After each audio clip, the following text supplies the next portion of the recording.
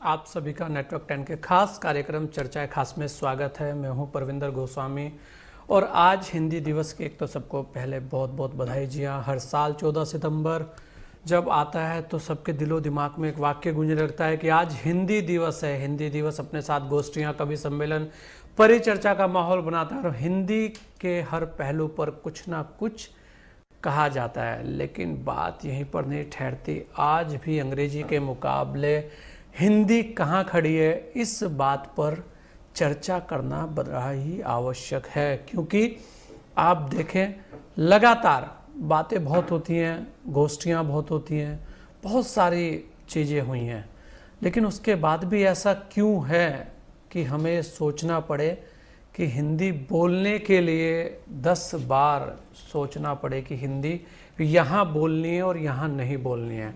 आज भी कहीं ना कहीं कुछ, मैं कहूँगा, ऐसा है कि जो पहली प्राथमिकता है वो कहीं ना कहीं उस अंग्रेजी को ही मिलती है, जिस अंग्रेजी का हम कहेंगे लगातार जो बढ़ावा हिंदी को मिलना चाहिए था, उसकी जगह उस अंग्रेजी को बढ़ावा मिला है। लेकिन अब ज़रूर कुछ ना कुछ ऐसा लगता है कि शायद लोगों में अब लगने लगा है कि हिंदी को बोलने से भाई शर्माइएगा नहीं। आज कुछ इसी तरीके की चर्चा है और हमारे साथ खास मेहमान जुड़े हुए हैं और उन्हीं से हम आज की चर्चा को करेंगे। उससे पहले पेश है एक खास रिपोर्ट। ऐसा नहीं है कि हाल के दशकों में हिंदी की धमक न बढ़ी हो। देश विदेश में हिंदी का अपना व्यापक प्रभाव देखा गया, मगर हिंदी के बढ़ते प्रभाव के बीच यह सवाल हमेशा खड़ा रहता है कि आखिर हिंदी के लिए भारत में एक खास दिन का आयोजन क्यों होता है। इसी तरह यह सवाल भी हमेशा बना रहता है कि क्या वास्तव में आज समाज में अच्छा पद, रुतबा, हैसियत पाने के लिए अंग्रेजी आना जरूरी है, या फिर यही चर्चा रहती है कि बिना अंग्रेजी ज्ञान के अपने लक्ष्य को प्राप्त करना मुश्किल होता है। हिंदी की चाहे कितनी बात की जाए, लेकिन कुछ खास होने के लिए अंग्रेजी की दक्षता जरूरी है। हिंदी बनाम अंग्रेजी के विवाद इस बात पर भी उलझते रहते हैं कि वास्तव में हिंदी को बढ़ाने की मुहिम में क्या अंग्रेजी कोई अड़चन है, या फिर अंग्रेजी को रुकावट माने बिना हिंदी का प्रचार प्रसार किया जा सकता है। हिंदी को बढ़ावा दिए जाने के लिए काम न हो रहा हो ऐसा तो नहीं कहा जा सकता, लेकिन हिंदी के लिए आज भी अगर बिगुल बजाना पड़ रहा है तो कहीं ना कहीं कुछ कमी जरूर है। आज भी यही माना जाता है कि अच्छी अंग्रेजी का ज्ञान अच्छे रोजगार को दिलाने में सहायक होता है। अजब यह है कि हिंदी कोई नवजात भाषा नहीं है। मंडारिन और अंग्रेजी के बाद यह सबसे ज्यादा बोली जाने वाली भाषा है, लेकिन हिंदी की उपस्थिति हिचक से रहती है। आज भी एलिट वर्ग और बॉलीवुड में चाहे हिंदी के नाम पर ही कमाया जाता हो, लेकिन वहां की पार्टियों में, आम बातचीत में अंग्रेजी का ही प्रभुत्व बना रहता है। देखा यही गया है कि अंग्रेजी के सामने हिंदी अभी ठिठकी हुई नजर आती है। यह भाव अभी गया नहीं है कि अंग्रेजी बोलना गौरव और बड़प्पन से जुड़ा है। दरअसल अंग्रेजी की विरासत को अभी भी ढोया जा रहा है। अंग्रेजी को अपनाने के कुछ फायदे हो सकते हैं, लेकिन यह किसी भी मायने में हिंदी या क्षेत्रीय भाषाओं की कीमत पर नहीं होना चाहिए था। अफसोस ये हो रहा है कि अंग्रेजी माध्यम के कई स्कूल आज भी हिंदी बोलने में बच्चों को दंडित करते हैं। अब भारत सरकार की नई शिक्षा नीति से उम्मीदें लगाई जा रही हैं कि हिंदी और क्षेत्रीय भाषाओं को अपना सम्मान मिल सकेगा। Desk report, network 10। और आज हमारे साथ इसी खास चर्चा में खास मेहमान जुड़े हुए हैं। हमारे साथ हैं प्रोफेसर डॉक्टर राजीव कुमार गुप्ता, उच्च शिक्षा अधिकारी हैं सहारनपुर मंडल से, और हमारे साथ डॉक्टर रवि दीक्षित है, असिस्टेंट प्रोफेसर हैं, आप देहरादून से हैं, डीआईवी कॉलेज से हैं आप आते हैं। डॉक्टर राजेश जोशी जी हैं जो शिक्षाविद हैं उत्तराखंड से, और हमारे साथ प्रोफेसर असलम आज़ाद हैं जो पटना यूनिवर्सिटी से। आप सभी का बहुत बहुत स्वागत है। और मैं सबसे पहले आना चाहूँगा प्रोफेसर डॉक्टर राजीव कुमार गुप्ता हमारे साथ हैं सहारनपुर से, उच्च शिक्षा अधिकारी भी हैं आप। हिंदी को आज के दौर में कैसे देखते हैं डॉक्टर साहब, क्योंकि आप तो खुद अधिकारी है और सरकारी जो सिस्टम है, हम ये कहेंगे जो सरकारी वार्तालाप है, वहाँ हिंदी को बढ़ावा दिए जाने की कितनी आवश्यकता अभी आपको लगती है? लगातार बोला जाता है कि हिंदी दिवस भी होता है, हिंदी को बढ़ाने की बातें भी होती हैं और बहुत कुछ काम हिंदी पर हो रहा है। ऐसा नहीं है, हम ये नहीं कहते कि नहीं हो रहा, लेकिन उसके बाद भी आखिर क्यों ऐसा लगता है कि जब हिंदी बोलने की बात आती है तो एक हेजिटेशन भी सामने आता है कि यार अगर मैं यहाँ पे हिंदी बोल दूंगा तो शायद मुझे नीचा देखना पड़ सकता है। कुछ ऐसी भावनाएं कहीं कहीं पे आ जाती हैं। कैसे देखते हैं प्रोफेसर साहब आप इस चीज को? जी प्रोफेसर साहब आप। धन्यवाद। बहुत अच्छा लग रहा है कि आपने हिंदी दिवस पर ये परिचर्चा रखी है। ये आवश्यकता इस बात की है कि हिंदी दिवस केवल 14 सितंबर को ही नहीं, हर माह मनाया जाए, क्योंकि हम लोग हिंदी भाषा क्योंकि हमारी मातृभाषा है, और स्थिति ये होती है जब कहीं हम बाहर किसी सेमिनार में होते हैं तो वहाँ अपने को जब अंग्रेजी में बोलते हैं तो हमको लगता है कि हमारा अच्छा स्तर बढ़ रहा है, दूसरा व्यक्ति हमको कुछ ज़्यादा इम्पोर्टेंस देगा। ये खुद ही हमारी अपनी सोच विकसित हो गई है। अपनी भाषा अपना वेश गौरव का देती संदेश। यदि हमारी अपनी भाषा है हमको खुद ही गौरव महसूस होगा। अब स्थिति क्या है, जब हम ही अपनी भाषा को गौरव नहीं देंगे, अपने को अच्छा महसूस नहीं करेंगे, तो दूसरे व्यक्ति भी हमको सम्मानित नहीं करेंगे। और निश्चित तौर पर समझिए, आज जितना भी हिंदी पर जोर दिया जा रहा है, उस हिंदी पर जोर देने के साथ साथ आवश्यकता इस बात की है कि हम सभी लोग इसका प्रयोग करें, और प्रयोग करने से तात्पर्य मेरा कि हम इतना इसको रोचक बनाएं कि हर व्यक्ति को लगे कि हिंदी के बोलने से जो मेरी भावना दूसरे तक जा रही है, वो भावना हम किसी दूसरे भाषा को बोल करके नहीं पहुंचा सकते। जैसे कि आप महसूस करेंगे कि हम प्रसाद जो मिलता है, प्रसाद बोलने में जो हमको भावना हमारी जाती है, वो हम यदि किसी व्यक्ति को हम स्वीट्स बोले, स्वीट्स दे रहे हैं, तो वो भावना नहीं पहुंचेगी।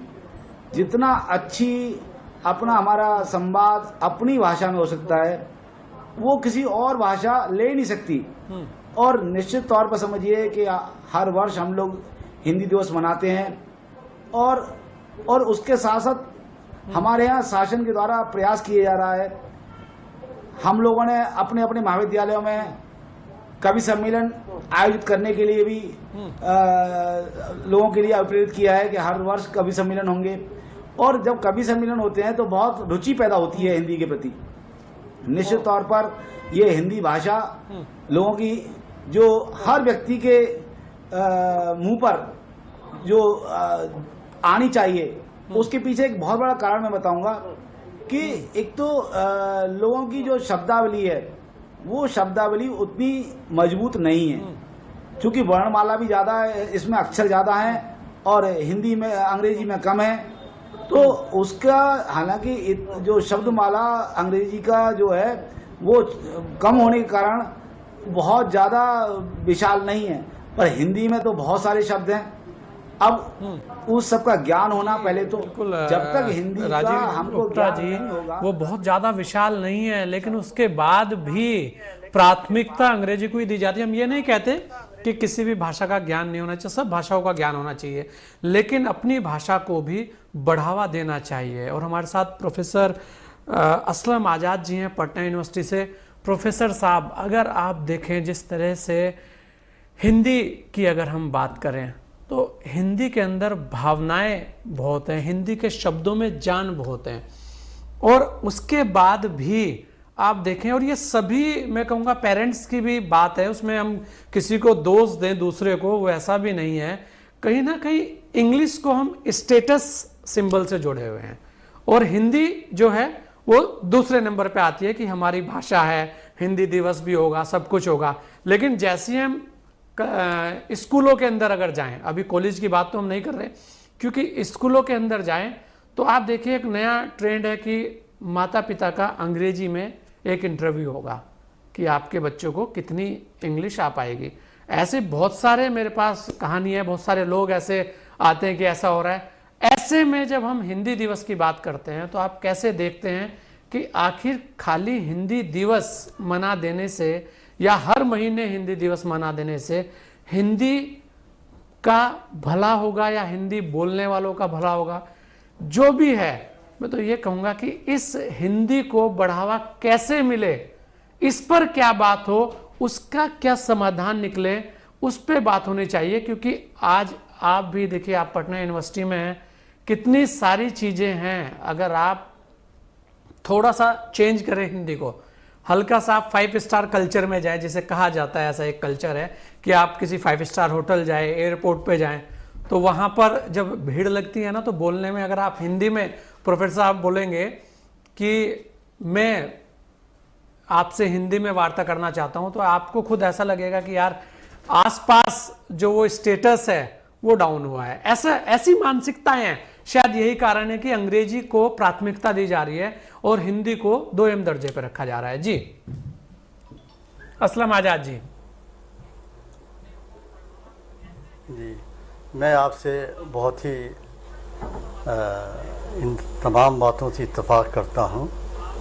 असल में ऐसा है कि आज के दौर में जो हिंदी को उसका स्थान मिलना चाहिए था वो नहीं मिला।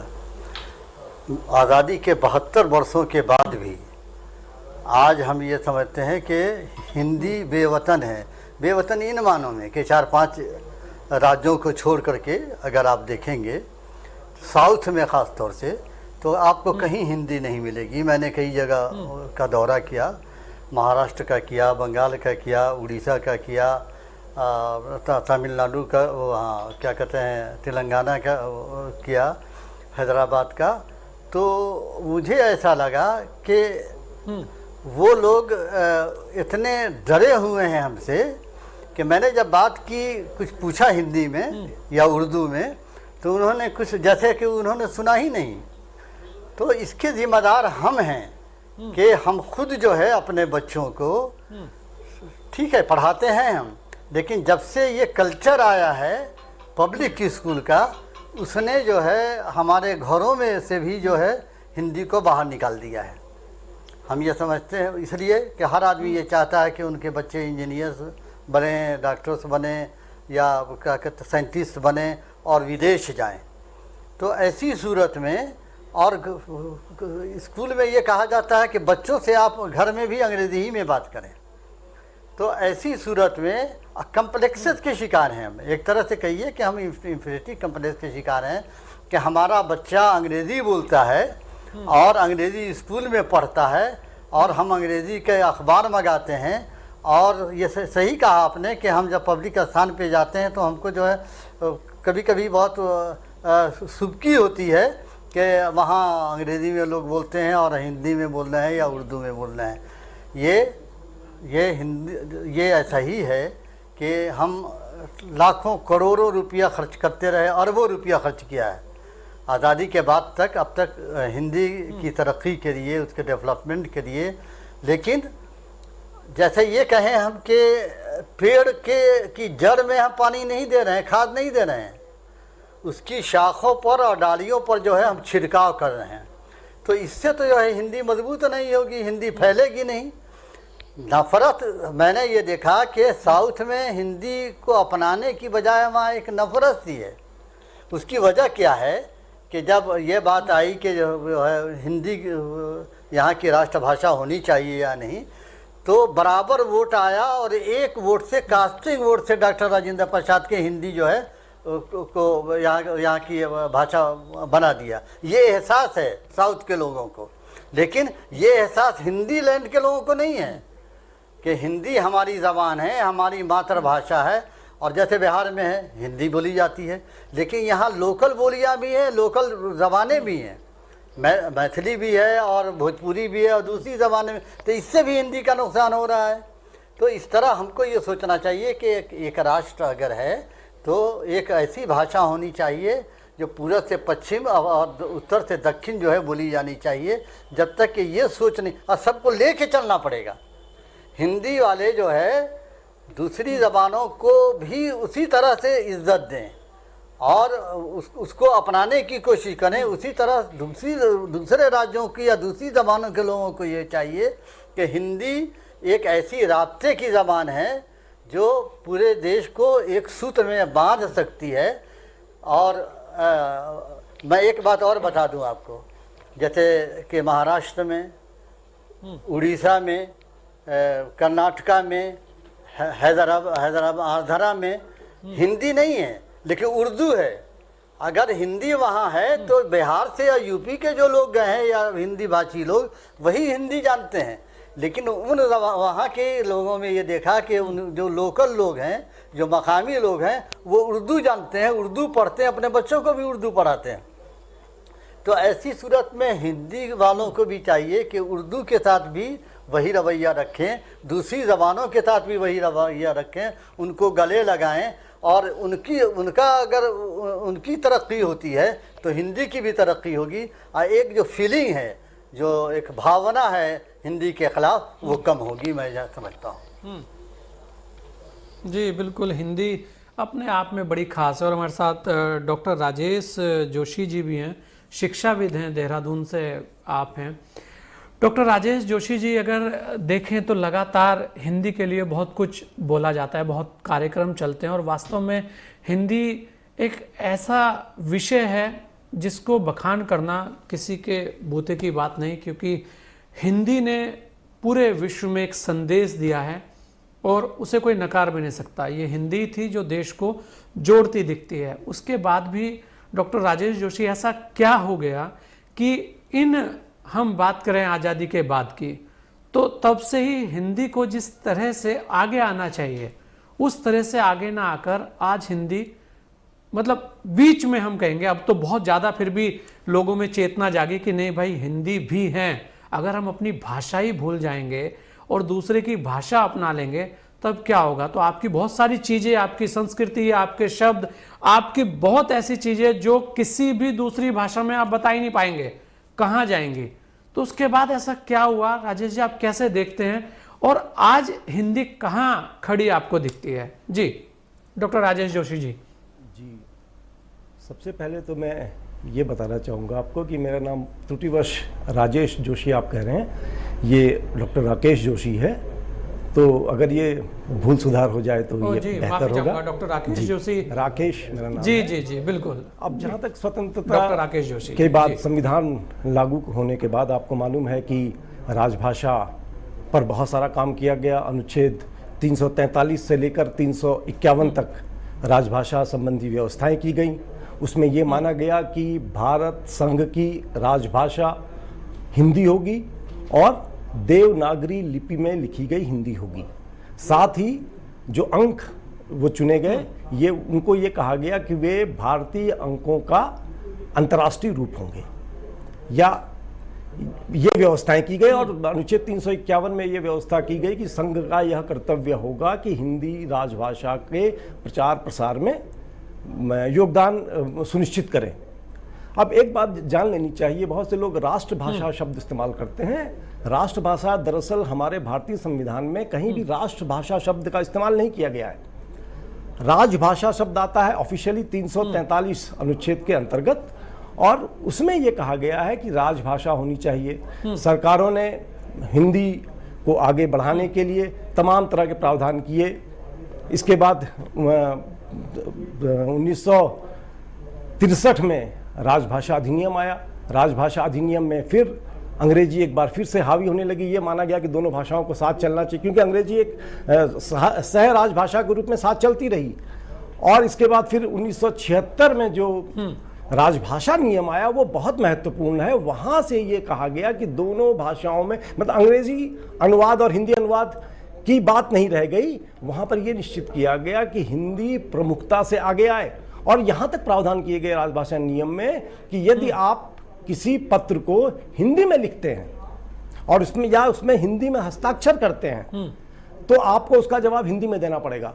मान लीजिए आपने कोई पत्र अंग्रेजी में लिखा, आपने ग क्षेत्र में, अपने दक्षिण भारत में आपने किसी को पत्र लिखा और वो उन्होंने अंग्रेजी में कोई पत्र लिखा और उसमें हिंदी में हस्ताक्षर कर दिए, इसका अर्थ ये था कि आपको हिंदी में इसका जवाब देना पड़ेगा। तो निश्चित रूप से तमाम अधिनियम में, तमाम नियमों में इस बात को सुनिश्चित किया गया कि राजभाषा का प्रयोग किया जाए। ये तो रहा संवैधानिक स्थिति। अब असली चीज है कि सामाजिक तौर पर हम इसे किस रूप में देख रहे हैं। ये हमारी कुंठाएं हैं, ये हमारी मानसिकता है कि हम हिंदी को आगे बढ़ने नहीं देना चाहते हैं, वरना योजनाएं हिंदी के लिए बहुत सारी हैं। सरकारी योजनाओं में प्रमोट करने के लिए, उनको आगे बढ़ाने के लिए, हिंदी भाषा के प्रगामी प्रयोग का आगे बढ़ाने के लिए तमाम तरह के जो प्रावधान किए गए हैं, उनमें यह सुनिश्चित किया गया है कि हिंदी ही हमारी राजभाषा होने के साथ साथ हम सबके बोलचाल की भाषा हो, लेखन की भाषा हो, टिप्पणी की भाषा हो। और उसके लिए हम अगर ये मानते हैं कि हिंदी उतनी प्रगति नहीं कर पाई है, ये हमारी सोच हो सकती है, पर हिंदी ने उतनी प्रगति की है जितनी उसे करना चाहिए था, पर हम अपनी मानसिकता के कारण उसे आगे नहीं बढ़ने दे रहे हैं, ऐसा मानते हैं। क्योंकि हमें लगता है कि अगर हम अंग्रेजी, क्योंकि मैं अंग्रेजी पढ़ाता हूँ, हमें लगता है कि अगर हम अंग्रेजी में बात करते हैं तो हमें सभ्य माना जाएगा, हमें ज़्यादा पढ़ा लिखा माना जाएगा। तो इस सोच को बदलने की आवश्यकता है। प्रावधानों में कोई कमी नहीं है। लोग आज भी बहुत, हमारे देश के ज्यादातर लोग हिंदी में बात करते हैं और हिंदी समझेंगे, क्योंकि वो भाषा ऐसी भाषा है कि जो हमें सीखनी नहीं पड़ती। अगर हमें अंग्रेजी सीखनी पड़ेगी या हिंदी सीखनी पड़ेगी तो निश्चित रूप से हम हिंदी को पहले सीख पाएंगे, क्योंकि वो हमारी राजभाषा होने के साथ साथ हमारी मातृभाषा है, हमारे देश की भाषा है, हमारी संस्कृत से उपजी हुई भाषा है। तो निश्चित रूप से हम उसे आसानी से समझ पाएंगे। तो प्रयास हमें करना चाहिए, हमें अपनी नीतियों में, हम मानसिकता में ये बदलाव करना होगा कि हम हिंदी सीखें। हम हिंदी सीखकर भी उतने ही विद्वान कहे जा सकते हैं जितने हम अंग्रेजी जानने के बाद या अंग्रेजी बोलने के बाद माने जाते हैं। जी, तो असली समस्या यही एक सबसे अहम बात है। डॉक्टर राकेश जोशी ने जैसे बोला कि सबसे बड़ी बात, अहम बात एकदम ये है कि जो स्टेटस के साथ जोड़ ली गई है अंग्रेजी को, उसने कहीं ना कहीं एक कुंठा भरी है कि जिस वजह से हिंदी को हम थोड़ा पीछे धकेले हुए हैं। और ये वास्तव में एक प्रेशर के साथ हमने धकेल रखा है, और कितने दिन उसे रोक पाएंगे ये तो समय बताएगा। क्योंकि हिंदी ऐसी है कि आएगी जरूर आपके मुंह पे, भले ही आप कितनी पेनल्टी स्कूल में लगा लें। और हमारे साथ असिस्टेंट प्रोफेसर हैं डॉक्टर रवि दीक्षित जी।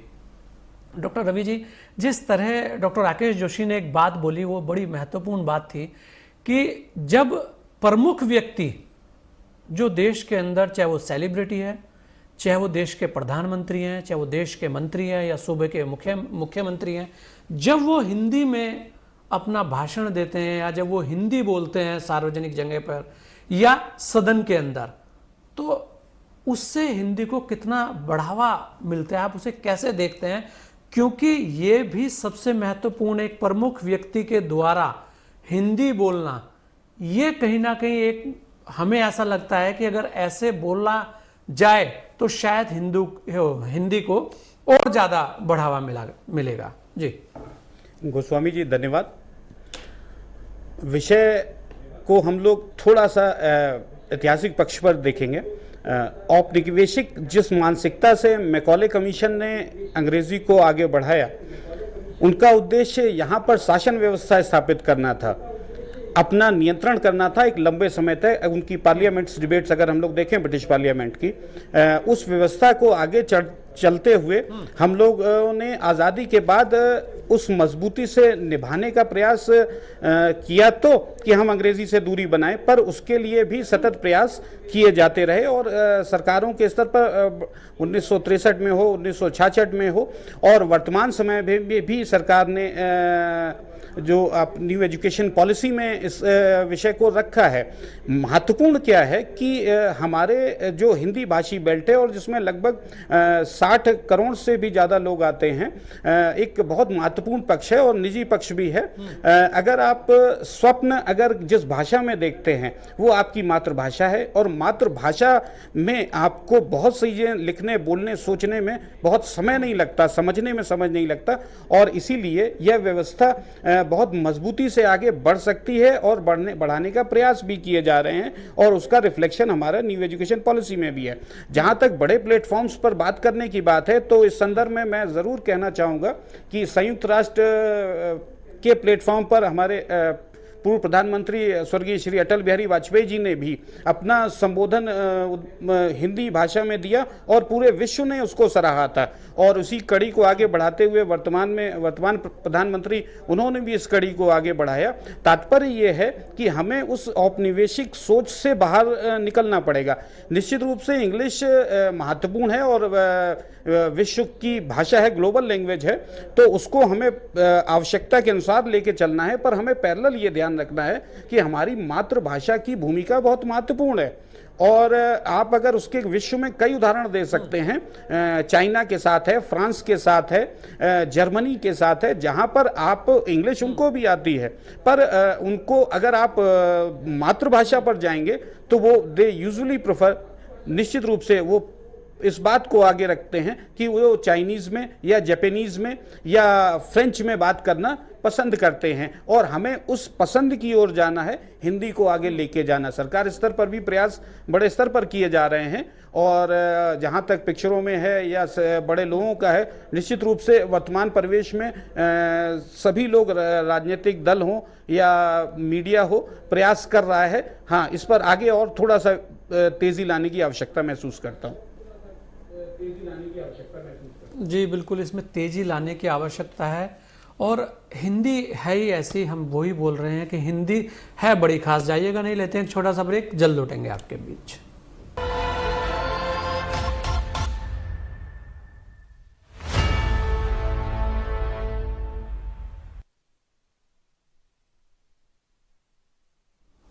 और आज हमारे साथ हिंदी दिवस पर बड़े ही खास मेहमान सभी जुड़े हुए हैं, और हमारे साथ लगातार हम हिंदी पर बात कर रहे हैं।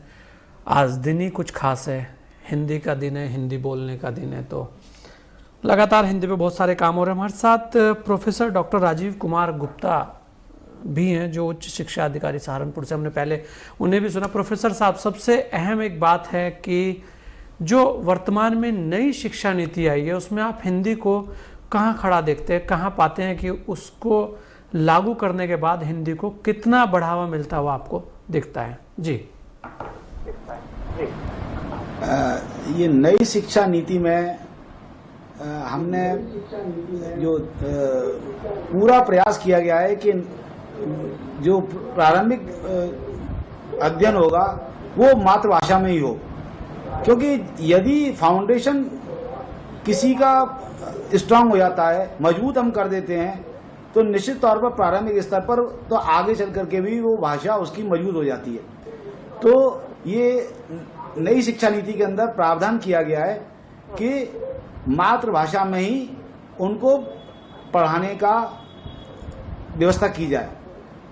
मैं आपको एक चीज और आपको बताना चाहूँगा कि प्रारंभिक कक्षाओं में तो हम मातृभाषा में व्यवस्था लागू कर सकते हैं, परंतु समस्या ये है कि हमारे यहाँ जो प्रोफेशनल कोर्सेज हैं आगे चल के, वो सारी पुस्तकें अधिकांशतः अंग्रेजी भाषा में ही हैं। तो फिर विद्यार्थियों को बड़ी परेशानी होती है कि उनको जहाँ हिंदी उनकी मौजूद होने पर, अंग्रेजी ना होने पर, तो वो क्या करते हैं, वो अपने को बहुत कमजोर समझते हैं। तो काफ़ी जगह तो ऐसा है, बहुत से जो हमारे स्कूल हैं वो ये सोचते हैं कि हम बच्चों को अंग्रेजी अच्छा मौजूद कर रहे हैं, तो ये आगे चल करके इनको परेशानी नहीं होगी। निश्चित तौर पर अभी जरूरत है कि हमारे यहाँ साहित्य मजबूत हो, जो हमारी चिकित्सा, हमारी अध्ययन है, हमारा कानून का जो जितना भी अध्ययन है, वो सारा साहित्य भी हिंदी में उपलब्ध हो, तो निश्चित तौर पर हमारे विद्यार्थी काफ़ी पढ़ेंगे।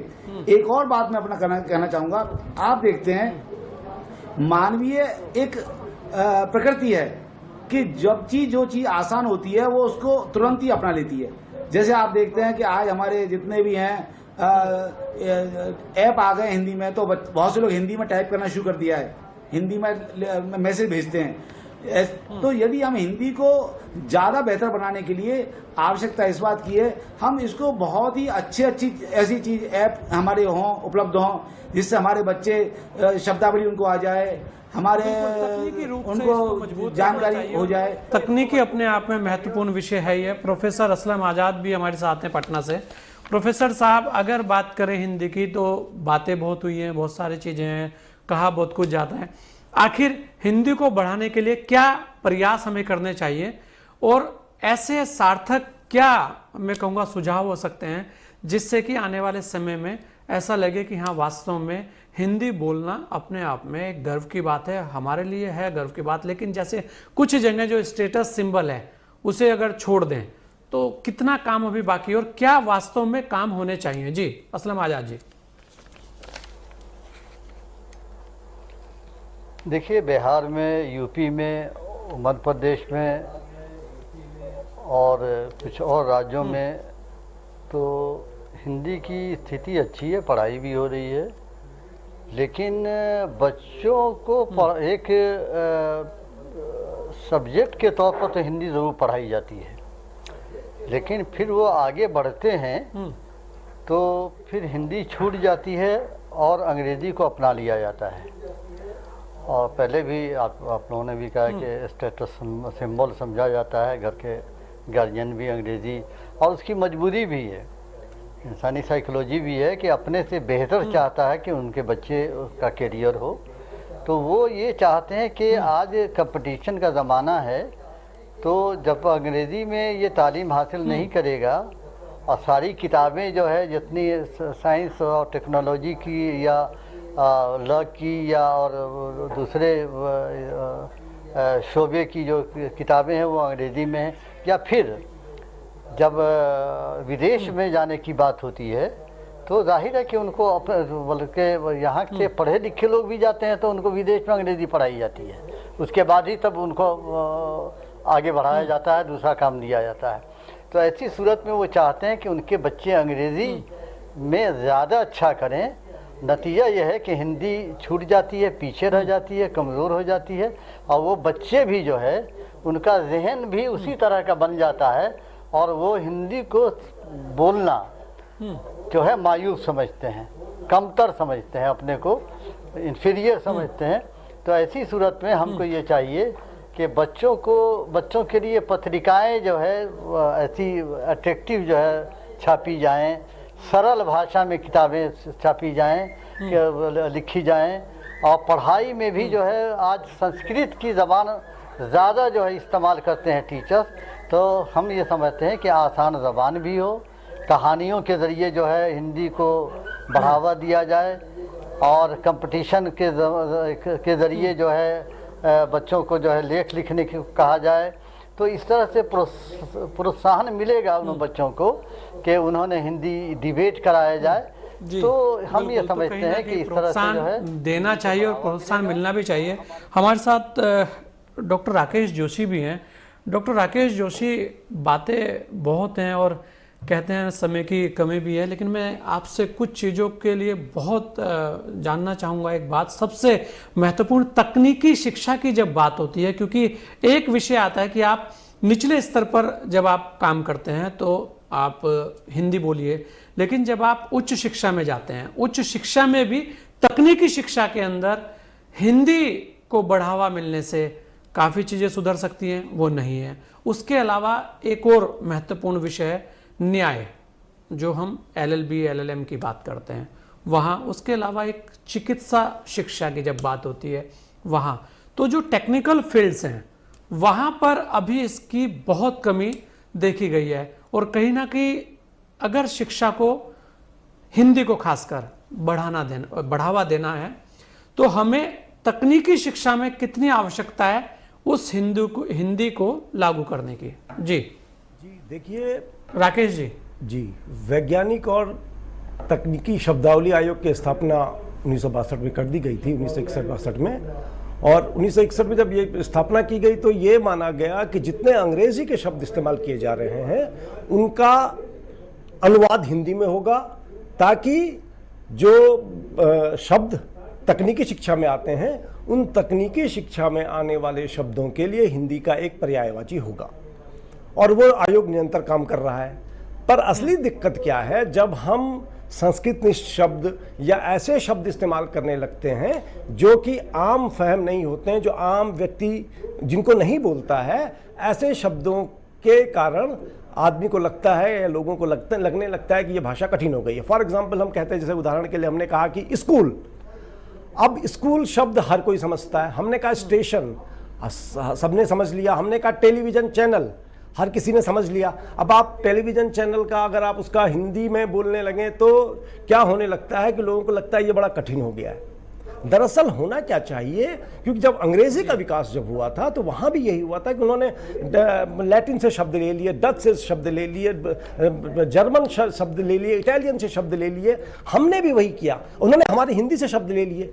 तो जिस भाषा में अन्य भाषाओं से शब्द ग्रहण करने की क्षमता हो वही भाषा ज्यादा समय तक, लंबे समय तक टिकी रह पाती है। अब हमारे साथ क्या है कि हम तकनीकी शब्दावली को इतना कठिन बना देते हैं कि लोगों को लगता है कि साहब ये तो बड़ा कठिन हो गया, हम इसको क्यों समझें या इसको क्यों पढ़ें। जब तक आप उन आम शब्दों को शामिल करते हुए ऐसी शब्दावली का निर्माण नहीं करेंगे कि तकनीकी शब्दावली आसान हो, तब तक ये मुश्किल लगती रहेगी।